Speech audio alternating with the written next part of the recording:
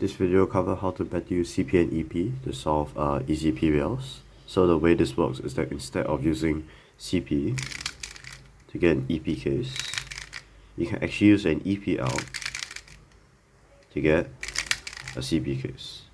So the first case are B perms. So B perms, you can solve this by aligning the blocks and doing JJ to solve CP, and you get adjacent swap. But another way to solve this PBL is by doing op to swap these two edges so that you actually get JJ. So next case are D perms. So D perms are actually kind of opposite to B perms earlier. So if you do CPL by aligning the blocks, you can see that because the opposite headlights will be preserved, you get op. But notice how there's this like empty space between the two blocks. If you swap these two edges, you actually get JJ. So next are K perms.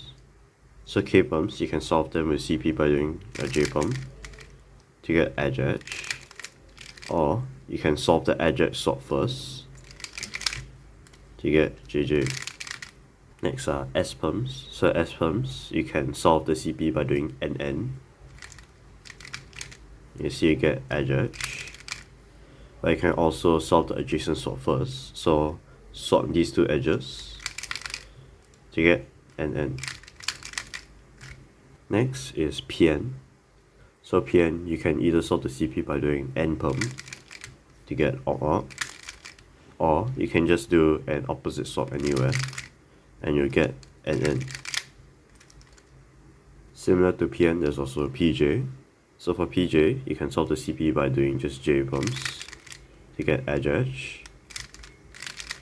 But you can also solve, you can also do an adjacent swap either here or here. So you preserve the headlights essentially. So you can do it here, you get a J perm, or you can do it here, you can also get a J perm. So lastly, we have P perms. So P perms are different in that you can force different EPs by doing CP from a different angle, or you can force a J perm by doing different EPs. So if you hold the blocks like this, so you preserve the block in the front, and you do a J perm, you notice you get an adjacent swap. And you can notice the adjacent swap is where this 2x2 block is, like that. But you can also force an opposite EP by breaking this block, and we break this block when you do JJ, you actually get side out. So similarly, if I want to force a J perm by doing an adjacent swap, I will swap these two edges. So I swap the edges next to the 2x2 block like this. I get a J perm. And if I want to force a J perm by doing an opposite swap, I can actually do the opposite swap here. I get JJ. So now I'll go through some example solves. Here's the first one.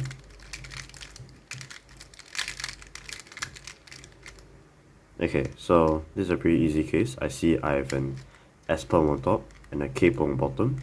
So this one is actually the same as CP+EP. I'll just align the blocks like this. I like to put the S blocks on the left because it's consistent. Then I just do NJ into edge, since I know that when I do N, I'll force adjacent, and when I do J, I'll also force adjacent. So NJ into edge. Here's an example solve.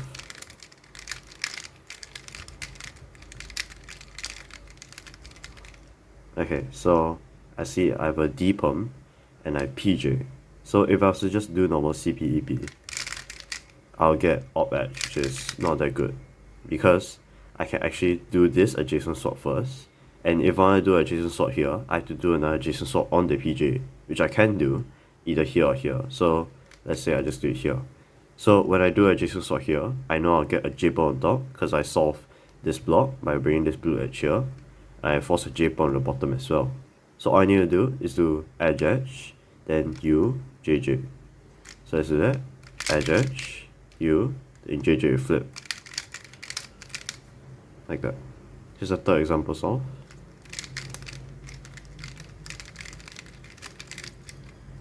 Okay, so I see I have a P perm and a D perm. So a PD. So what I'll do, so I can actually, Since I know that dperm, I can do CP to get opposite. I know I should force an opposite EP on the pperm. So what I can do actually, I'll just need to break this block in the front like this and preserve these D blocks like this.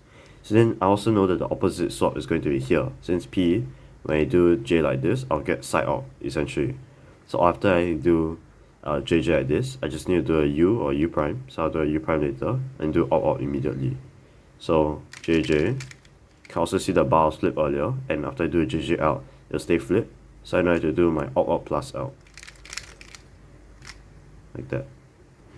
And here's the last example solved.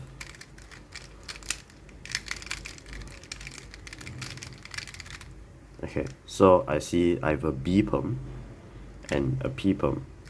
So there's two ways you can do this case, but the way you do this case can be dependent on the bar flip.